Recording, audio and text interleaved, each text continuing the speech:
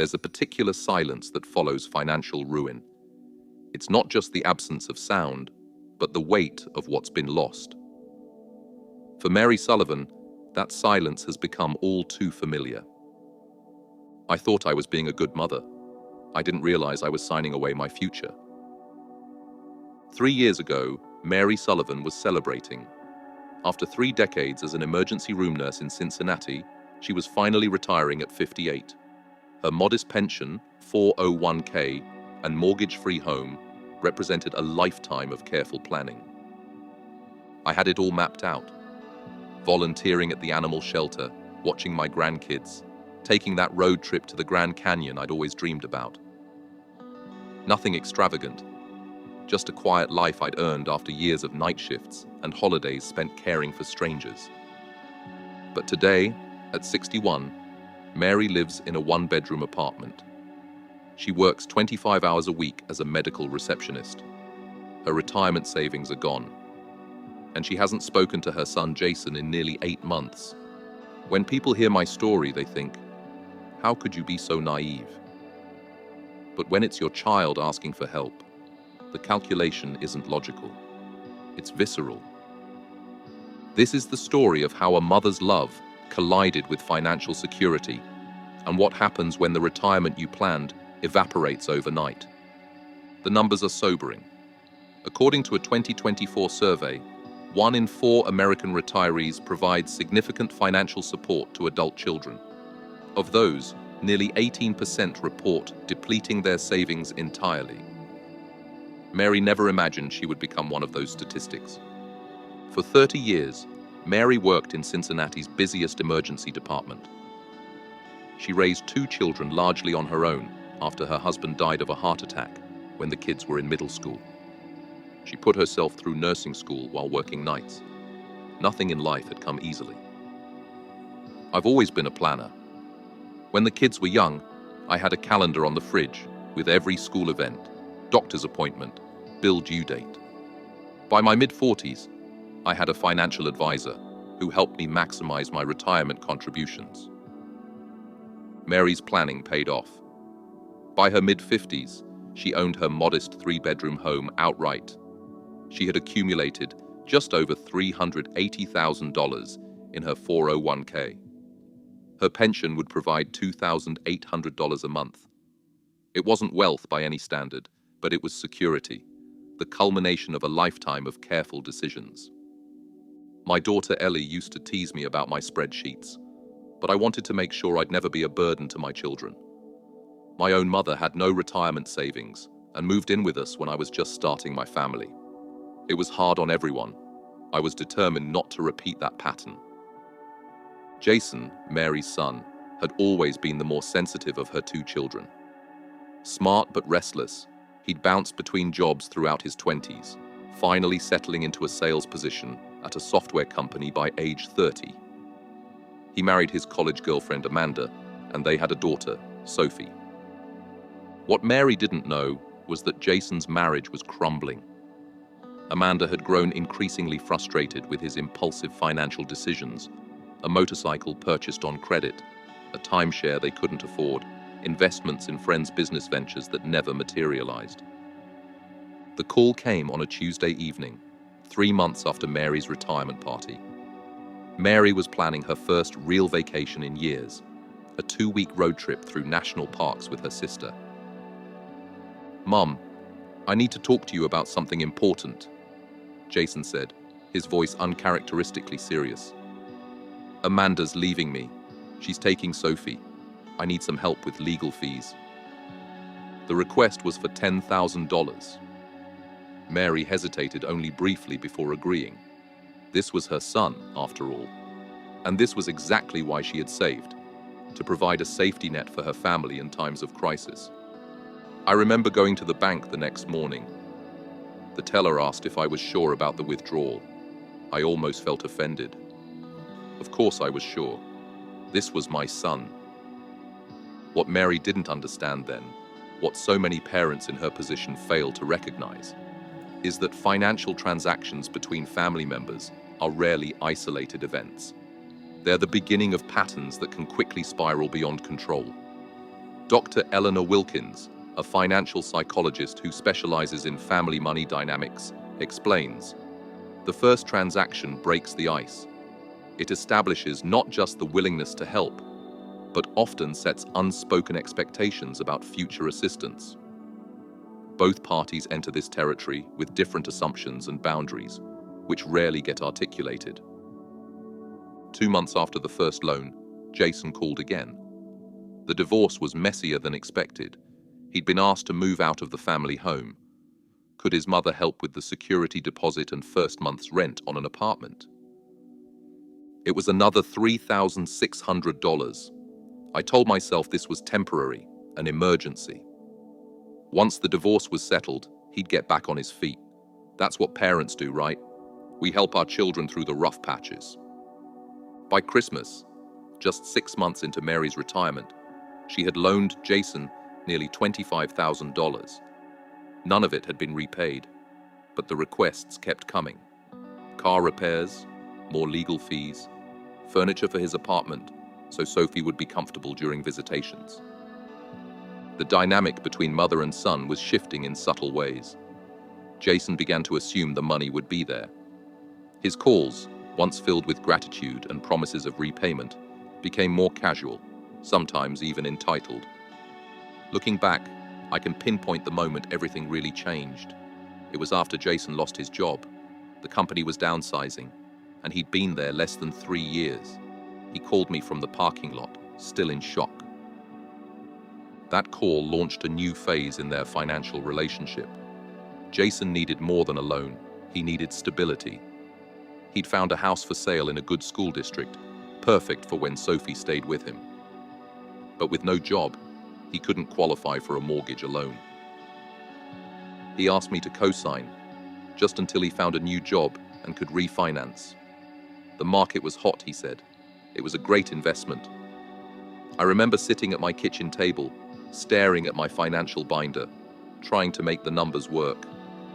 Something felt wrong, but I couldn't bring myself to disappoint him. Mary co-signed the mortgage on a $280,000 home. It was a decision that would ultimately unravel her financial security and their relationship. For a few months, things seemed manageable. Jason found contract work that covered the mortgage payments. Mary continued with her retirement activities. But she had begun checking her accounts more frequently, an anxiety creeping into what should have been her most carefree years. Then came the text message that changed everything. "Mom, I hate to do this, but I can't make the mortgage payment this month. The contract ended early. I'll catch up next month, I promise." But next month came, and Jason still couldn't make the payment, or the month after that. As the co-signer, Mary was fully responsible for the mortgage. She began making the $1,800 monthly payments from her savings. I'd lie awake at night, doing calculations in my head. How long could I sustain this? I started canceling plans, a weekend trip with friends, a class I wanted to take. I told everyone I was just settling into retirement, finding my rhythm. The truth was, I was terrified. By the 1-year mark of her retirement, Mary's emergency fund was depleted. She had 2 choices: stop paying the mortgage and risk foreclosure, which would devastate her excellent credit, or tap into her retirement savings. She chose the latter, taking a hardship withdrawal from her 401k. Between the withdrawal penalties and taxes, she lost nearly 40% of what she took out. That first withdrawal was physically painful. I remember signing the papers and feeling sick to my stomach. This was money I'd set aside carefully for decades. But what choice did I have? I couldn't let the house go into foreclosure. What Mary didn't know then was that Jason had stopped looking for full-time work. The financial safety net she provided had removed the urgency. He picked up occasional gigs but spent most days playing video games and meeting friends for long lunches. When Mary gently inquired about his job search, he became defensive. The pattern continued for another 8 months. Mary withdrew more from her retirement accounts. Jason made promises he didn't keep. The power dynamic between mother and son deteriorated further. By month 18 of her retirement, Mary had depleted nearly half of her retirement savings. The penalties and taxes made the actual loss even greater. She began borrowing against her pension, another financial decision with long-term consequences. I started having panic attacks. I'd wake up at 3 a.m., heart racing, wondering how I'd support myself in my 70s and 80s. I'd worked so hard to be independent, and now that independence was slipping away. Mary's daughter Ellie, who lived in Seattle with her family, began noticing changes in her mother. Once enthusiastic and full of travel stories and volunteer experiences, Mary now seemed withdrawn during their weekly calls. She stopped mentioning future plans. During a visit home, Ellie discovered the truth. Mum left to pick up groceries, and I noticed her financial binder on the kitchen counter. It was so unlike her to leave it out. Something prompted me to look inside. What I saw horrified me. Account balances that had been drained, loans I knew nothing about, documents for a house with both her name and Jason's on them. The confrontation that followed was painful for both women. Mary broke down, admitting the extent of the financial entanglement with Jason. Ellie was furious, not just at her brother, but at her mother for keeping everyone in the dark. I felt such shame. Here I was, the responsible one, the planner, the nurse who had counseled countless patients on making smart choices. And I'd made this series of devastating decisions that threatened everything I'd worked for. With Ellie's encouragement, Mary finally attempted to establish boundaries with Jason. She told him she could no longer afford to make the mortgage payments. She needed to protect what remained of her retirement. Jason's reaction was explosive. He said I was abandoning him just when he was about to turn things around. He brought up every sacrifice I hadn't made during his childhood. Sports equipment we couldn't afford, the family vacations we never took after his father died. He said if I really loved him, I'd figure it out. This emotional manipulation, what experts call financial gaslighting, is common in situations of family financial exploitation. The victim is made to feel that their reasonable boundaries are actually acts of betrayal or evidence of conditional love. Ultimately, Mary made the painful decision to stop paying the mortgage. The bank began foreclosure proceedings. Her credit score plummeted, and Jason, furious at what he saw as betrayal, cut off communication. On her 60th birthday, a day she had once imagined spending with both her children and grandchildren, Mary sat alone in her kitchen and faced the brutal reality of her situation. She had just over $100,000 left in retirement savings. Her pension had been significantly reduced by the loans against it. The foreclosure meant she now had poor credit, and her relationship with her son was broken. I remember just sitting there, looking at a cupcake Ellie had sent in a care package, and I started laughing. Then the laughter turned to sobs. I had tried so hard to do the right thing, to be a good mother. How had it gone so wrong? That moment, rock bottom as Mary describes it, became the catalyst for change. The next morning, Mary called a financial advisor who specialized in retirement recovery. The news wasn't good. At her current age, with her reduced assets, Mary could not afford to remain retired. The advisor was kind but direct. She said I needed income, and I needed it quickly. My nursing license had lapsed, and getting recertified would take time we didn't have. She suggested looking for adjacent fields where my medical knowledge would be valuable. Within 2 weeks, Mary had secured a part-time position as a medical receptionist at a family practice.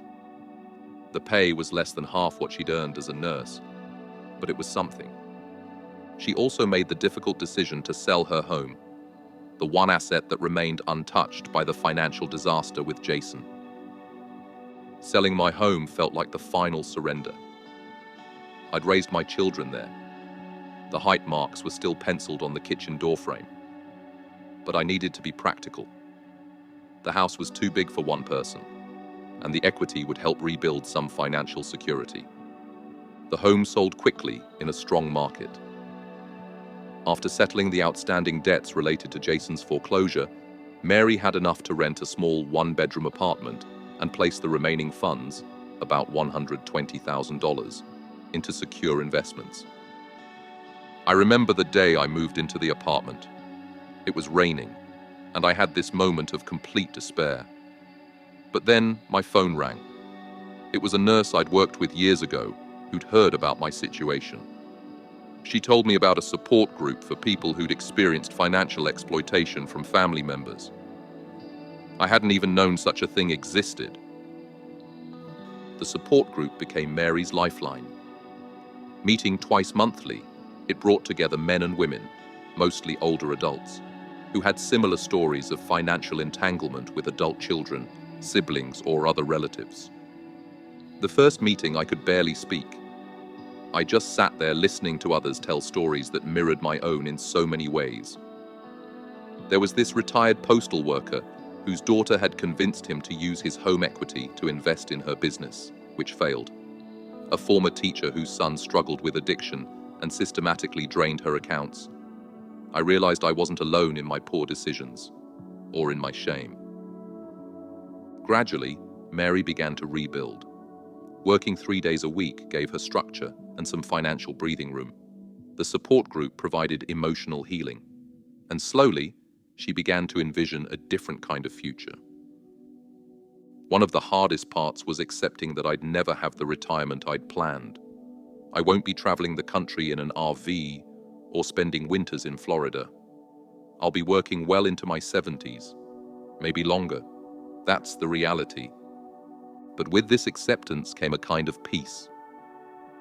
Mary began to focus on what remained rather than what was lost. I still volunteer at the animal shelter, just on my days off instead of whenever I want. I still see my grandchildren. Ellie brings them to visit twice a year, and we FaceTime every Sunday. Life is smaller than I'd planned, but it's not without joy. The relationship with Jason remains complicated. After 8 months of silence, he reached out, not to apologize, but to ask for reconciliation. We're taking it very slowly. He comes for coffee every few weeks. We don't talk about money. I've made it clear that financial support is off the table permanently. Sometimes I see flashes of the sun I remember. Sensitive, funny, warm. Other times, I see someone I don't recognize. Someone who feels entitled to what others have worked for. There's a moment in every nursing career when you realize you can't save everyone. Sometimes, the most important work is helping patients face reality and find dignity within their limitations. Now, Mary applies that wisdom to herself. I don't waste time on regret anymore. I made decisions based on love, even if they were financially devastating. The mistake wasn't helping my son, it was helping him at the complete expense of my own security. I've learned that boundaries aren't the opposite of love. Sometimes they're the highest form of it. Today, Mary is part of a growing movement of retirement-age adults speaking openly about financial exploitation by family members. She volunteers with a financial literacy program at her local senior center, sharing her story as a cautionary tale. The faces in that room, you can see the recognition dawn. So many of them are getting those same calls from adult children. They're feeling that same pull between financial self-preservation and the instinct to help their kids. I tell them, you can do both, but not by sacrificing everything. Financial experts point to several warning signs that family financial support is becoming exploitative. Requests that increase in frequency and amount. Pressure to make quick decisions about large sums. Emotional manipulation when boundaries are suggested. Lack of transparency about how money is being used. And isolation from other family members who might raise concerns. Mary recognizes all these red flags in retrospect. Now she helps others spot them in real time. For the millions of older Americans who experience some form of financial exploitation annually, many of them by family members. Stories like Mary's offer both warning and hope. The financial damage may be permanent, but recovery remains possible. As Mary prepares for work, putting on the office-appropriate clothing that has replaced the casual retirement wardrobe she once anticipated, she reflects on the journey of the past 3 years. Sometimes patients would come into the ER after terrible accidents. They'd ask, "Will I ever be the same again?" And the honest answer was always no. Major trauma changes you permanently, but different doesn't have to mean worse. You adapt. You find new ways to live a meaningful life. This is the difficult wisdom Mary has earned, a retirement lesson she never expected to learn. I'm not the same person who retired at 58, full of plans and financial security. I'm someone who lost almost everything to someone I love and survived. Both versions of me have value. Mary checks her bank account before leaving for work, a habit born of anxiety that she's trying to transform into one of gratitude. The balance is modest, but stable. Today, that's enough. I won't lie and say I've forgiven myself completely. Some nights I still wake up wondering how I could have been so blind. But then morning comes, and with it, another day to make better choices. That's all any of us can do, really. Keep moving forward, one better choice at a time. As she locks her apartment door, Mary pauses to water the small plant on her windowsill, a housewarming gift from her support group. It's thriving despite the limited light. I don't regret helping my son. I regret not helping myself too. If there's one message I could share with others in my position, it would be this. Your financial security isn't selfish. It's necessary. Not just for you, but for the healthy relationships you want to maintain with the people you love most. It's a lesson learned at tremendous cost. But for Mary, and the many others like her, it's a lesson worth sharing. In the quiet aftermath of financial trauma, there's wisdom that might protect others from the same fate. That possibility gives purpose to her unexpected third act, one she never planned for, but now embraces with hard-won grace. If Mary's story resonated with you, you're not alone. Too many parents sacrifice their own security in the name of love, and only realize too late what it's cost them. At Goldprint, we share these stories not to shame, but to shine a light, because silence keeps others at risk. If you face something similar, your experience matters. Share it in the comments below. You never know who it might help. And if you believe these hard-earned lessons deserve to be heard, subscribe to Goldprint.